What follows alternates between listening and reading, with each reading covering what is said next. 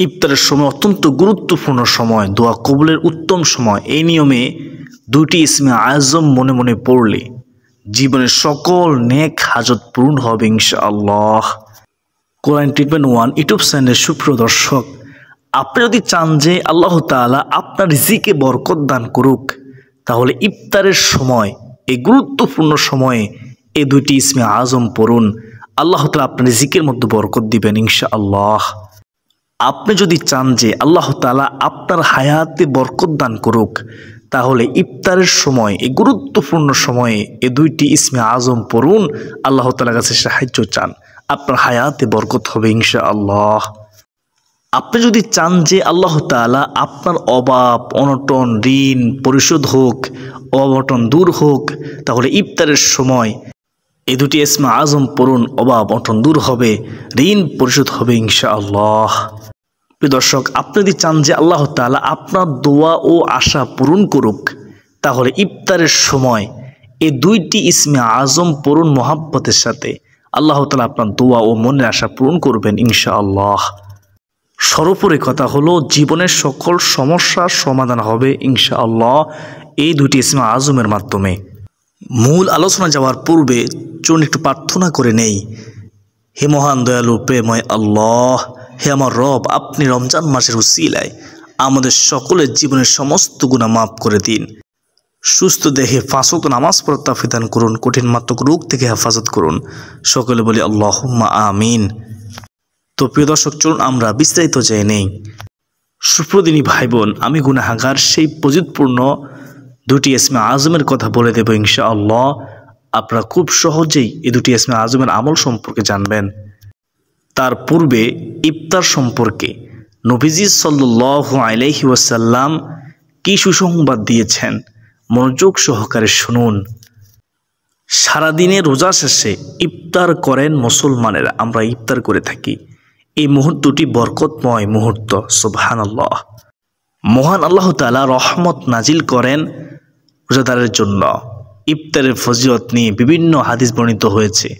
হাদিসের আলোকে ইফতারের আগের মুহূর্তের ফজিলত ও গুরুত্ব তুলে ধরা হলো। মনোযোগ দিয়ে শুনবেন, শুনলে অবাক হয়ে যাবেন ইনশাআল্লাহ। ইফতারের সময় দোয়া কবুলের সময়, শুনুন মনোযোগ দিয়ে। পবিত্র রমজান মাসে ইফতারের সময়টি গুরুত্বপূর্ণ মুহূর্ত।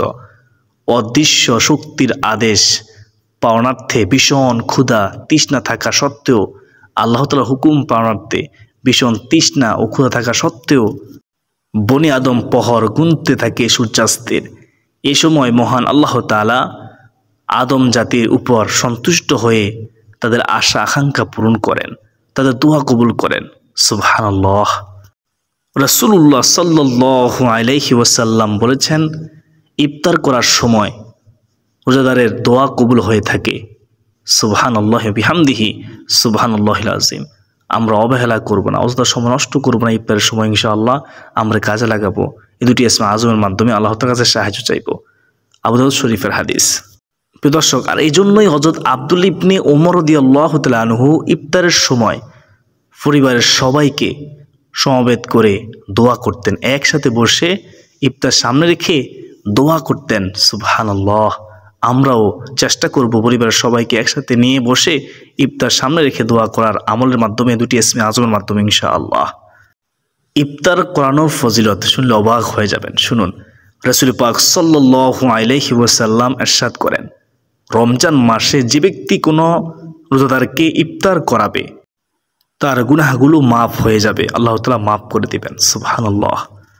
সে দোজখ থেকে মুক্তি পাবে, আর সে রোজাদারের সমপরিমাণ সওয়াব পাবে। কিন্তু এতে রোজাদারের সওয়াব থেকে কিছুই ঘাটতি হবে না, অর্থাৎ রোজাদারের সওয়াব কমবে না, সমপরিমাণ সওয়াব পেয়ে যাবে। সুবহানাল্লাহ। তা আমাদের উচিত সামর্থ্য অনুযায়ী একে অপরকে ইফতার করানো, নিজে ইফতার করব এবং অপরকে ইফতার করানোর চেষ্টা করব ইনশাআল্লাহ। ইফতার সময় হওয়ার সাথে সাথে তাড়াতাড়ি ইফতার করা, এ সম্পর্কে তবে কী রয়েছে শুনুন। আল্লাহ রাসূল সাল্লাল্লাহু আলাইহি ওয়াসাল্লাম বলেন, লোকেরা ততক্ষণ পর্যন্ত কল্যাণে থাকবে যতক্ষণ পর্যন্ত তারা ইফতার জলদি করবে, অর্থাৎ ইফতারের সময় হওয়ার সাথে সাথে ইফতার করবে, দেরি করবে না। বুখারী শরীফ, মুসলিম শরীফ। সুবহানাল্লাহ। খেজুর দিয়ে ইফতার, এ সম্পর্কে তবে কী রয়েছে শুনুন। হাদিসে আছে, হযরত সালমান ইবনে আমর রাদিয়াল্লাহু তাআলা আনহু থেকে বর্ণিত, রাসূলুল্লাহ সাল্লাল্লাহু আলাইহি ওয়াসাল্লাম ইরশাদ করেছেন, যখন তোমাদের মধ্যে কেউ রোজায় ইফতার করে সে যেন খেজুর কিংবা খুরমা দিয়ে ইফতার করে, কারণ তা হচ্ছে বরকত। খেজুরের মধ্যে রয়েছে কি? বরকত। আর তা না হলে পানি দিয়ে করবে ইফতার, তা পবিত্রকারী। সুবহানাল্লাহ। জামে তিরমিজি 2য় খণ্ড, হাদিস নম্বর হচ্ছে 695। প্রিয় দর্শক, ইফতারের সময় খুশির মুহূর্ত। শুনুন মনোযোগ দিয়ে। রমজান ইফতার রোজাদারদের জন্য মহান আল্লাহর পক্ষ থেকে বড় নেয়ামত, বড় অনুগ্রহ। হাদিসে আছে, হযরত আবু হুরায়রা রাদিয়াল্লাহু তাআলা আনহু থেকে বর্ণিত, রাসূলুল্লাহ সাল্লাল্লাহু আলাইহি ওয়াসাল্লাম বলেছেন, যারা রোজা রাখবে রোজাদারদের জন্য 2টি বড় খুশি রয়েছে, 2টি আনন্দ রয়েছে। একটি প্রভুর সাক্ষাৎ, আরেকটি ইফতারের সময়। সহিহ বুখারী শরীফের হাদিস। অর্থাৎ ইফতারের সময় একটি আনন্দ, আর যখন আল্লাহর সাথে দিদার হবে, মোলাকাত হবে, তখন একটি আনন্দ। 2টি আনন্দ। সুবহানাল্লাহ। কোরআন ট্রিটমেন্ট 1 ইউটিউব চ্যানেলের সুপ্রদিনী ভাই ও বোন, এতক্ষণ পর্যন্ত যারা শুনেছেন তারা বুঝতে পেরেছেন ইফতারের সময়টা কতটা গুরুত্বপূর্ণ সময়, ফজিলতপূর্ণ সময়, মহত্বপূর্ণ সময়। আলহামদুলিল্লাহ, ইফতারের সময় দোয়া করলে দোয়া কবুল হয়। আশা করি সকলেই বুঝতে পেরেছেন। কোরআন ট্রিটমেন্ট 1 ইউটিউব চ্যানেলের সুপ্রদিনী ভাই ও বোন, এখন শুনুন কিভাবে ইফতারের সময় এই ফজিলতপূর্ণ 2টি ইসমে আজমের আমল করবেন ইনশাআল্লাহ। যে ইসমে আজম পড়লে নবীজি বলেছেন দোয়া কবুল হবেই হবে, যদি আপনি হাল খাদ্য খেয়ে থাকেন, যদি আপনি হারাম থেকে বেঁচে থাকতে পারেন ইনশাআল্লাহ, বিন্দুমাত্র সন্দেহ নেই। সুপ্রদিনী ভাই বোন, যখন ইফতারের সময় হবে তখন ইফতার করার পূর্বে প্রথমে 3 বার দুরূদে ইব্রাহিম পড়বেন ইনশাআল্লাহ। দুরূদে ইব্রাহিম হচ্ছে, আল্লাহুম্মা সাল্লি আলা মুহাম্মাদিন ওয়া আলা আলি মুহাম্মাদ কামা সাল্লাইতা আলা ইব্রাহিমা ওয়া আলা আলি ইব্রাহিম ইন্নাকা হামিদুম মাজিদ। আল্লাহুম্মা বারিক আলা মুহাম্মাদিন ওয়া আলা আলি মুহাম্মাদ কামা বারাকতা আলা ইব্রাহিমা ওয়া আলা আলি ইব্রাহিম ইন্নাকা হামিদুম মাজিদ। এ হচ্ছে শ্রেষ্ঠ দুরূদ, দুরূদ ইব্রাহিম। এটা পড়বেন 3 বার মুহাম্মদের সাথে। মনে রাখবেন, দুরূদ শরীফ না পড়লে আপনার দোয়া ও আমল ঝুলন্ত অবস্থায় থাকবে যতক্ষণ আপনি দুরূদ শরীফ না পড়বেন। তাই আমাদের প্রত্যেকের উচিত মুহাম্মদের সাথে, নবীজির প্রেম ভালোবাসা অন্তর রেখে সম্মানের সাথে দুরূদ শরীফ পড়া। দুরূদে ইব্রাহিম 3 বার পড়ার পর তারপর তিরমিজি শরীফের 3525 নম্বর হাদিসে বর্ণিত দোয়াটি বিশ্বাস রেখে, নবীজির প্রেম ভালোবাসা অন্তর রেখে 3 বার পড়বেন ইনশাআল্লাহ। তাড়াহুড়ো করবেন না। ইসমে আজমটি হচ্ছে ইয়া জাল জালালি ওয়াল ইকরাম, ইয়া জাল জালালি ওয়াল ইকরাম, ইয়া জাল জালালি ওয়াল ইকরাম, যা অর্থ হে মর্যাদাবান ও সম্মানিত। আল্লাহ তাআলার এই নামটি কোরআনে এসেছে 2 বার। কতবার এসেছে? 2 বার এসেছে। সূরা রহমানের 27 নম্বর আয়াতে ও সূরা রহমানের 78 নম্বর আয়াতে। আলহামদুলিল্লাহ। ইয়া জাল জালালি ওয়াল ইকরাম, ইয়া জাল জালালি ওয়াল ইকরাম। ইয়া জাল জালালি ওয়াল ইকরাম এর বিশেষ অর্থ সমস্ত সৃষ্টি জগতের মালিক, যিনি সৃষ্টিকুল হতে ভয় পাওয়ার হকদার ও একমাত্র প্রশংসার যোগ্য, মহৎ, বড়, দয়া ও ইহসানের অধিকারী আল্লাহ। সুবহানাল্লাহ। এই দোয়াটি দিনে রাতে বেশি বেশি পড়ার কথা হাদিসে বলা হয়েছে। এটা পড়লে রাসূলুল্লাহ সাল্লাল্লাহু আলাইহি ওয়াসাল্লামকে অনুসরণ করা হবে, কারণ নবীজি সবসময় ইসমে আজমটি পড়তেন, আল্লাহ তাআলার গুণবাচক নামটি পড়তেন, সাহাবায়ে কেরামগণও পড়তেন। নবীজি সাল্লাল্লাহু আলাইহি ওয়াসাল্লাম এক হাদিসে বলেছেন, তোমরা সব সময় ইয়া জাল জালালি ওয়াল ইকরাম পড়াকে নিজের জন্য অপরিহার্য করে নাও। অর্থাৎ সব সময় এই নাম পড়ার প্রতি নির্দেশ দেওয়া হয়েছে হাদিসের মধ্যে। তিরমিজি শরীফ 3525 নম্বর হাদিস। প্রিয় দিনদার মুসলমান ভাই বোনেরা, আমরা বেশি বেশি পরিমাণে রমজান মাসে রোজা রাখা অবস্থায় দিনে রাতে আমরা সবসময় পড়ব ইয়া জাল জালালি ওয়াল ইকরাম, এবং বিশেষ করে আমরা ইফতার যখন করব, ইফতারের সময় যখন হবে, ইফতার সামনে রেখে আমরা এই দোয়াটি পড়ব ইনশাআল্লাহ।